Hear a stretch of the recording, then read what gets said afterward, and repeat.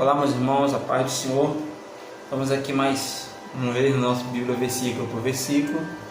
E hoje estamos no livro de Mateus, capítulo de número 5. Nós estamos lendo aí a Bíblia por inteiro, versículo por versículo. Começamos no livro de Mateus, estamos no capítulo 5, que tem como tema o Sermão da Montanha. Particularmente, é um capítulo que chama muito a nossa atenção, porque é o próprio Jesus falando acerca de diversas situações que nós podemos colocar na nossa vida, no dia a dia, e assim conseguimos alcançar nosso objetivo maior, que é o reino dos céus. Amém? O título vem como o Sermão da Montanha, as Beatitudes. Verso 1: Jesus, vendo a multidão, subiu ao monte e, assentando-se, aproximando-se dele os discípulos, e abrindo a sua boca, os ensinava, dizendo. Começamos a entender através desse versículo, irmãos, que Jesus ele sempre saiu para ensinar. Você não vê nenhuma passagem bíblica em que Jesus sai para fazer milagre, cura, expulsar espíritos. Ele sempre sai para ensinar. A nação de Israel é uma nação muito montanhosa. Então, como a multidão sempre cercava Jesus para ouvir, então ele sempre tinha que ocupar um local mais elevado para poder então estar falando à multidão e todos estarem ouvindo. Por isso que você vê muitas referências que quando Jesus está falando, ele está dentro de um barco, ele está no monte. Então o Senhor subiu e começou a falar. Essa era a forma de todos ouvirem. Por isso que existe um púlpito nas igrejas. Por quê? Porque é necessário que as pessoas que estejam lá no último banco possam ouvir e ver quem está falando lá em cima no altar. Por esse motivo do altar, justamente por isso, para que todos possam ouvir. Porque se alguém estiver no mesmo nível, não vai conseguir ver. Pode até ouvir, mas não vai conseguir ver com tanta eficácia. Verso de número 2: E abrindo a sua boca, os ensinava, dizendo. Verso 3: Bem-aventurados os pobres de espírito, porque deles é o reino dos céus. Verso 4: Bem-aventurados os que choram, porque eles serão consolados. Verso 5: Bem-aventurados os mansos, porque eles herdarão a terra. Aqui o Senhor começa a nos ensinar algo assim, simplesmente magnífico. Eu acho que só em você ler o Mateus 5 e ver o Sermão da Montanha, você já vê que Jesus está trazendo muito o amor humano, o amor de Deus, o reino de Deus em si dentro do ser humano, Ele começa dizendo no verso: Bem-aventurados os pobres de espírito, porque eles é o reino de Deus. Pobre de espírito, irmãos? Aqui já acho que ia dar uma mensagem, As pessoas são aí debilitadas espiritualmente, frágeis, fracas, são pobres. Não é que é uma pessoa pobre trazendo nossos dias naturais, aquelas pessoas que não têm condições, que não têm como chegar, precisam de um suporte. Por isso que existem tantas políticas de governo, políticas governamentais que ajudam as pessoas mais carentes de comunidade, que não têm direito à educação, cultura. Então existem as bolsas porque são pobres. E os pobres de espírito é nessa base, só que em vez de ser financeiramente, é espiritual. Por isso que é necessário ter um ensino, um estudo na igreja. Tem gente que não conhece, então eles são pobres de espírito. Verso 4: Bem-aventurados que choram, porque eles serão consolados. Aí o Senhor Jesus já está atribuindo algo ao futuro, Bem-aventurados vós que choram, mas também vem o porquê o choro, qual o motivo, Pode observar que Jesus está pregando numa época para pessoas que estão passando por perseguição, sofrimento, que não estão tendo resposta, estão achando a resposta em Cristo Jesus. Verso de número 5: Bem-aventurados mansos, porque eles herdarão a terra. Você pode observar que diversas vezes Jesus na sua palavra ele fala, que eu sou manso, entendeu? Porque a mansidão ganha. Ninguém quer ficar perto de quem é agitado, atribulado, agressivo, mas perto de quem é manso, você quer estar, quem fala pausadamente, quem sabe se comportar, não é uma pessoa grosseira. Então eles herdarão a terra, não é os céus, é a terra. Está entendendo? Então a Bíblia diz o quê? Que a palavra branda acalma o coração em fúria. Ou seja, a pessoa que é mansa, ela sabe lidar com essa situação. Verso de número 6: Bem-aventurados que têm fome, sede e justiça, porque eles serão fardos. Aí Jesus já está colocando que vai chegar um dia que todos aqueles que têm fome e sede. A Bíblia fala também que muitos um dia terão fome e sede, mas não de comida nem de bebida, mas da palavra de Deus, porque ela será tirada, arrancada do meio de nós. Aqui ele já vem dizendo que muitos bem-aventurados que têm fome e sede de justiça, porque eles serão fartos. Ou seja, chegará um dia que toda essa injustiça, toda essa maldade, tudo aquilo que o homem tem praticado de iniquidade vai cessar. Eles serão fartos, que quando estiverem lá diante do Todo-Poderoso, Verso 7. Bem-aventurados misericordiosos, porque eles alcançarão misericórdia. Verso 8. Bem-aventurados limpos de coração, porque eles verão a Deus. Irmãos, você só pode receber aquilo que você dá. Tem gente cobrando muita coisa, mas não dá nada. Não oferece nada. Não tem como você cobrar aquilo que você não dá. E não tem como você dar aquilo que você não tem. Então é algo muito importante nós atentarmos aqui, né? Jesus continua dizendo: bem-aventurados limpos de coração, porque eles verão a Deus. Limpos de coração. Sabe, aquelas pessoas que são puras, pessoas que... será que no dia de hoje ainda tem pessoas que são puras? Tem. Tem pessoas que não fazem por interesse, que não são perversas, maldosas, mas que tentam se afastar do mal, do pecado, do erro, e viver a vida reta diante de Deus. É claro que o mundo já no maligno, a todo momento nós somos influenciados a fazer o erro. Mas ainda tem pessoas que não têm a sua integridade, a sua limpeza, a sua pureza. E a Bíblia diz aqui no verso de número 8 que eles verão a Deus. O verso de número 9: bem-aventurados pacificadores, porque eles serão chamados filhos de Deus. Já viu aquela turma do deixa disso? São esses aqui, que querem paz, que não querem guerra, que não querem luta, que não querem contenda. Esses verão a Deus. Serão chamados filhos de Deus. Verso de número 10: bem-aventurados que sofrem perseguição por causa da justiça, porque deles é o reino dos céus. Quantas pessoas sofrem perseguição que a gente não sabe, estão perdendo a vida porque querem justiça, querem direitos para pessoas que são menos favorecidas. E você sabe que o mal ele não fica feliz quando alguém quer o que é certo, né? Mas graças a Deus o Senhor tem nos dado essa promessa de que Deus é o reino de Deus, dos céus. Vamos lá. Verso 11. Verso de número 11. Bem-aventurados sois vós. Olha só. Quando vos injuriarem e perseguirem e mentindo disserem todo o mal contra vós, por minha causa. Exaltai e alegrai-vos, porque é grande o vosso galardão nos céus. Porque assim perseguiram os profetas que foram antes de vós. Terminamos aqui uma primeira parte, né? Foram 12 versículos. Ele termina dizendo: olha, bem-aventurado é vós que foram perseguidos, porque antes de vocês vieram outros também que foram perseguidos. Que nós começamos a entender que tudo que acontece na vida do cristão, do servo, da serva de Deus, não é novidade. Não há nada de novo embaixo do sol, diz sábio Salomão em Eclesiastes. Então não é nada novo, irmão. Tudo isso já aconteceu com alguém. O próprio Jesus falou: se me perseguiram assim, eu vos persegui também.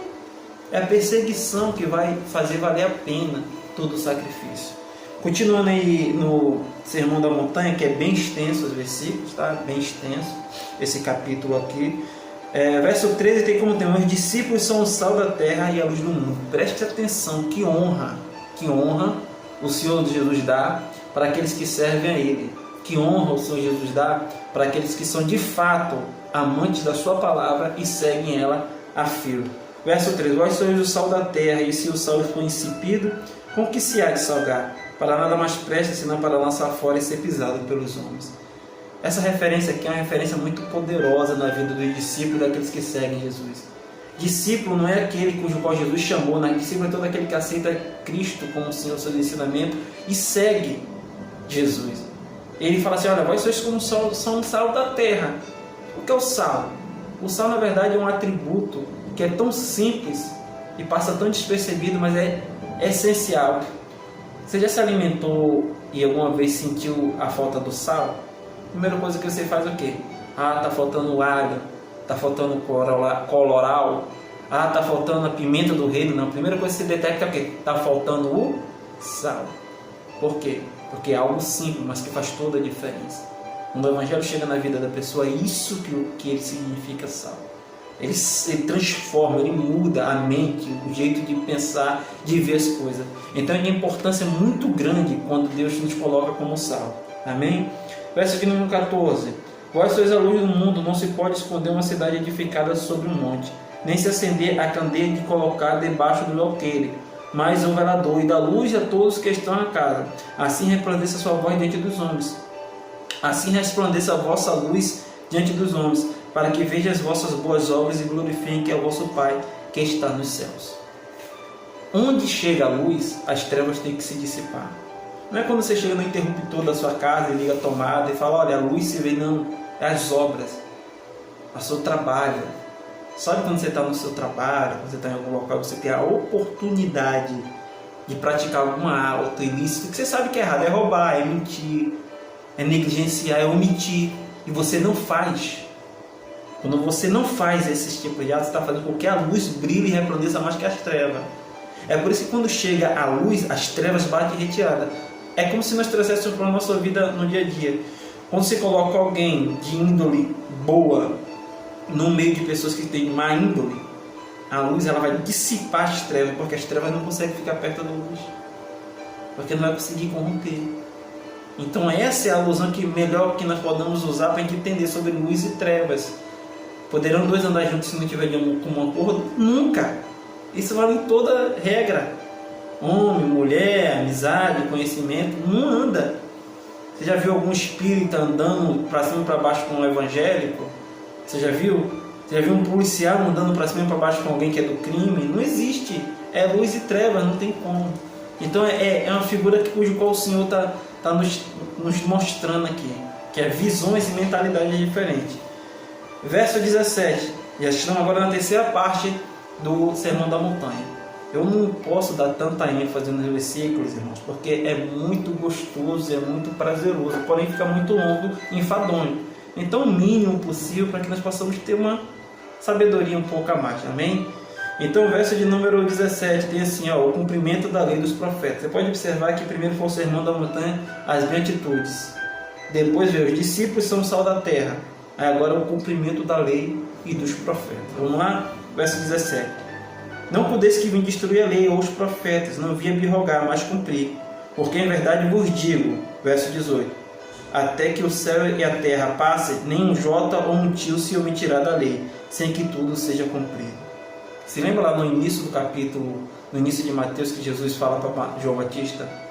É necessário que isso se faça para que se cumpra a lei e os profetas. É o que Jesus está falando aqui.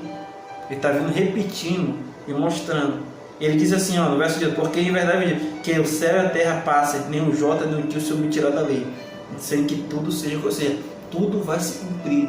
Passarão os céus e a terra, mas a tua palavra não vai se passar. Tudo que Deus escreveu vai se cumprir, porque Deus não é homem para que minta, nem filho homem para que se arrependa.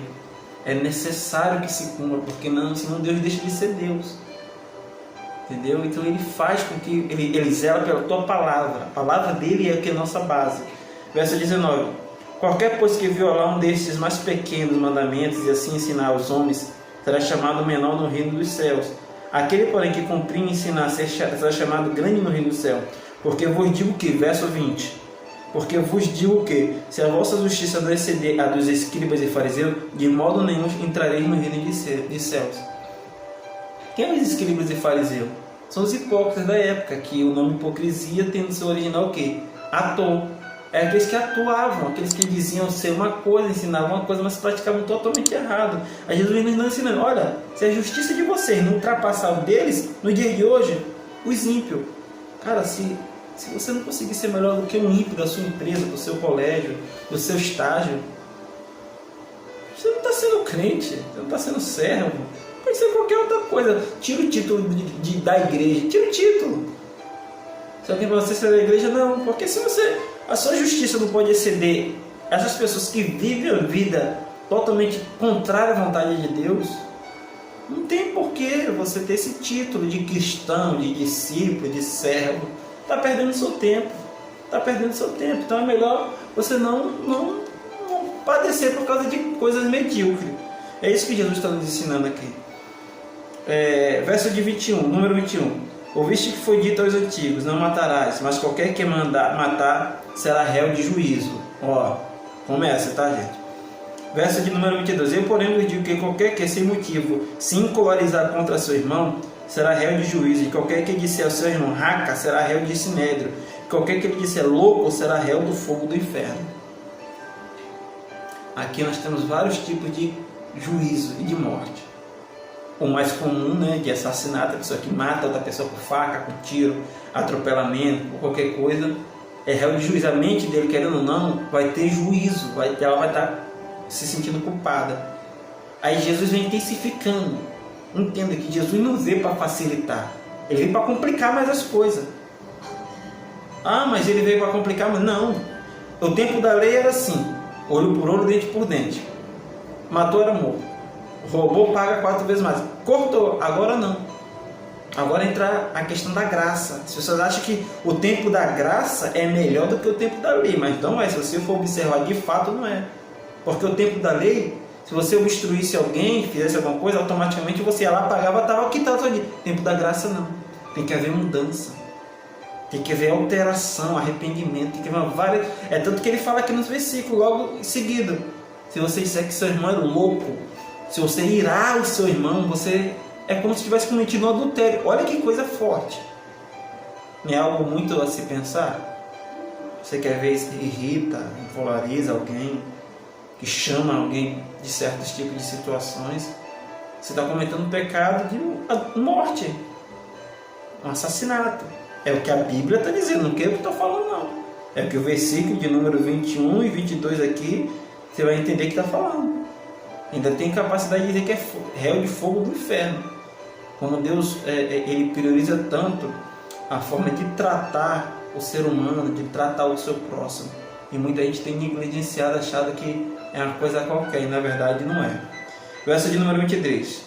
Portanto, se trouxeres a tua oferta ao altar, e aí te lembrares de que teu irmão tem alguma coisa contra ti, deixa ali adiante do altar a tua oferta e vai reconciliar-te primeiro com teu irmão, e depois vem e apresenta a tua oferta. Ou seja, antes de você der alguma coisa para Deus, primeiro Ele quer saber como é que está você por dentro. Porque tem muita gente vivendo de aparência, tá? Que nem esse povo calhado. Lembra dessa passagem que Jesus fala? Vós sois como esse povo calhado, bonito por fora, mas estão cheios de ossos podres, fedorentos por dentro.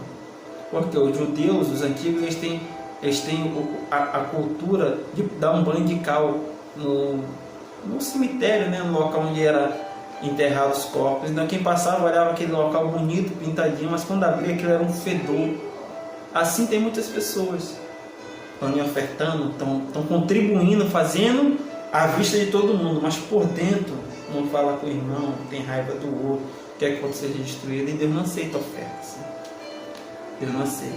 Então é melhor ele vem em cima, que vai lá e se conserta. Porque mais valioso do valor que você dá de oferta é como você está convivendo com o seu próximo. Verso de número 25.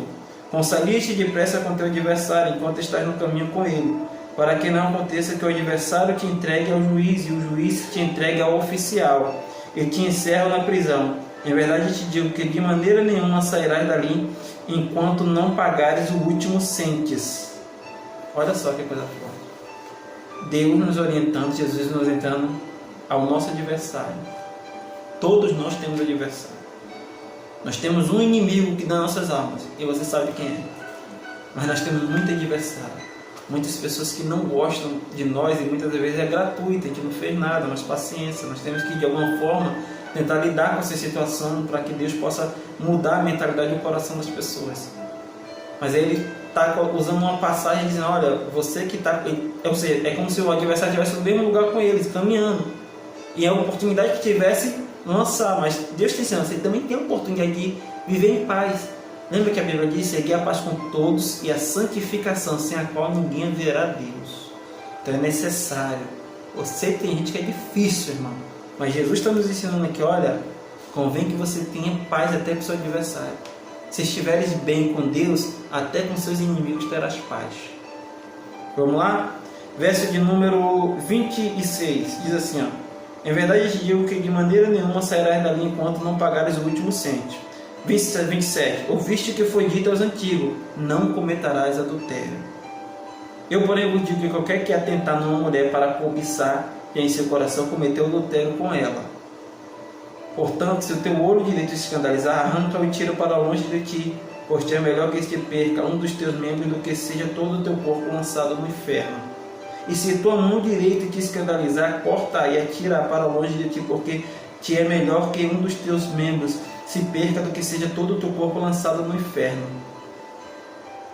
É sério, é mais sério do que imagina.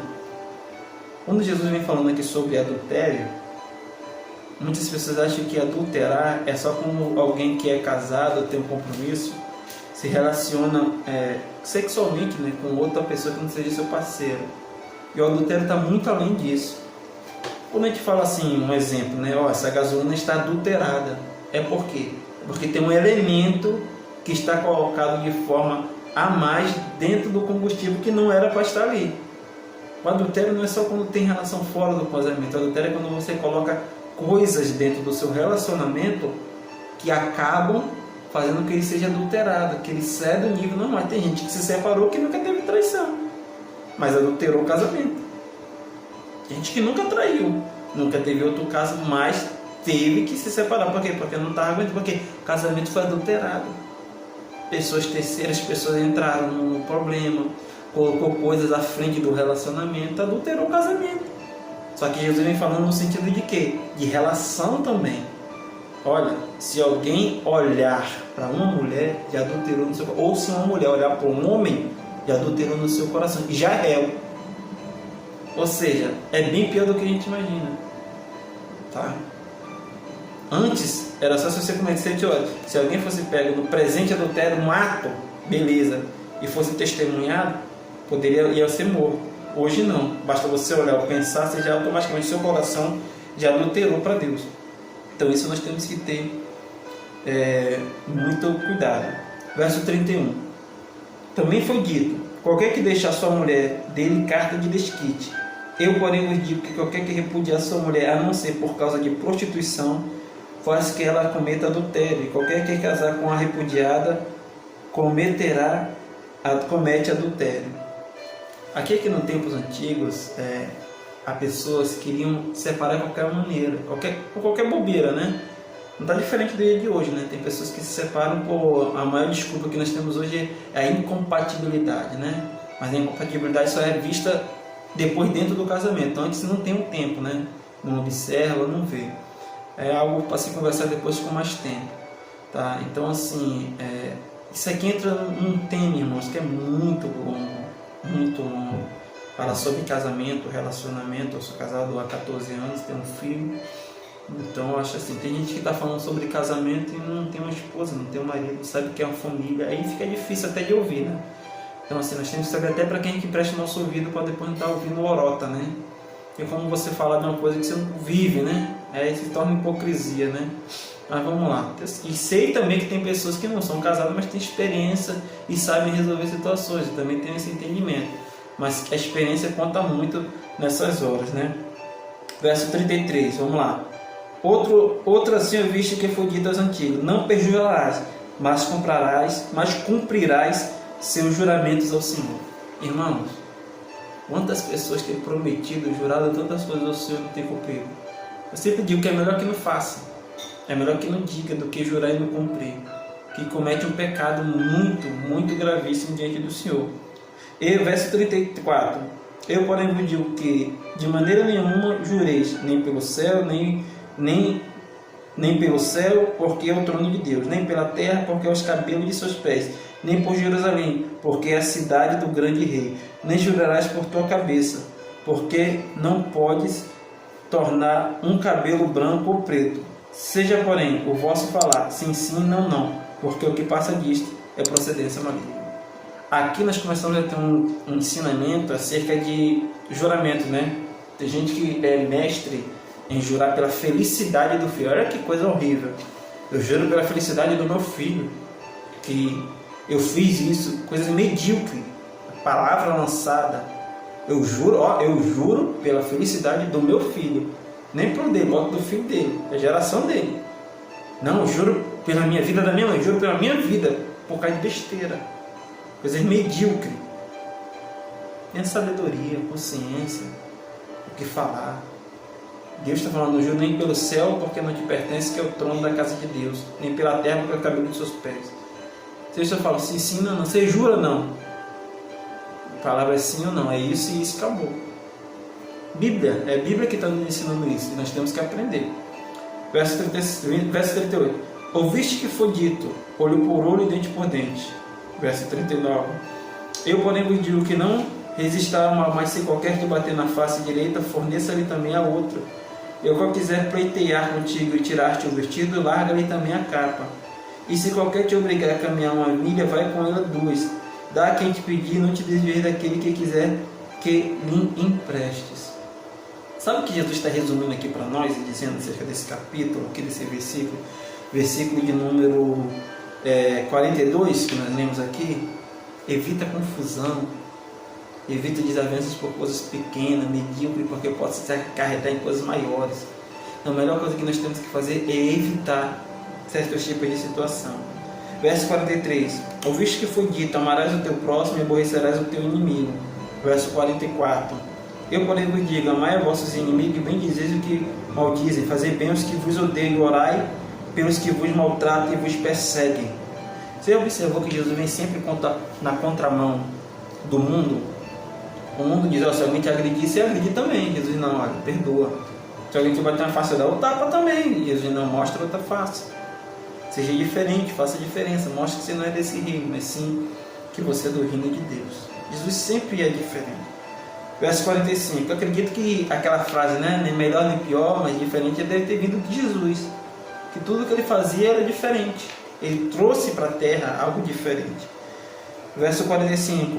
Para que sejais filhos do vosso Pai que está no céu, porque faz com que o seu sol se levante sobre maus e bons, e a chuva desça sobre justos e injustos. Ou seja, Jesus não faz diferença sobre quem ele vai mandar. Está aí para todos. Injusto. Verso 46. Pois se amardes os que os amam, que galardão havereis? Não faz os publicanos também o mesmo? E se saudardes unicamente os vossos irmãos, quer fazer demais? Não fazem os publicanos também assim? Sede vós, pois, perfeito, como é perfeito o vosso Pai que está no céu. Sabe o que Jesus está nos dizendo aqui, concluindo o capítulo número 5 de Mateus? Se você fala com quem fala com você, se você faz o que os outros fazem, não está fazendo nada demais. Mas quando você decide perdoar aqueles que te machucaram, quando você decide ajudar aquele que virou as costas para você, estender a mão para aquele que fechou as mãos quando você precisava, você vai mostrar a diferença. Mas não é mostrar que você é melhor, é mostrar que você tem valores e qualidades e princípios que aquela pessoa precisa aprender. E quando você toma esse tipo de atitude, você está mostrando que há um Deus em você. E esse Deus se chama Espírito Santo. Que você é uma pessoa transformada, mudada, que você carece da presença de Deus, e transferindo para as pessoas também que Deus é esse. Então a sua vida é um canal de milagres, mas não é fácil, nunca foi fácil, mas também não é possível. Então que em nome de Jesus nós possamos seguir os exemplos e ensinamentos de Jesus e pedir a Ele cada dia que Ele nos transforme a ser pessoas melhores, pessoas mais qualificadas para adentrar o seu reino. Que Deus te abençoe, curte, compartilhe esse vídeo. Ouça ele com mais calma, leia a Bíblia, não se esqueça, ore a Deus, peça ao Senhor que você tenha uma vida abençoada de graça, de paz e alegria. Estarei orando pela sua casa, pela sua família, em nome de Jesus, seja abençoado.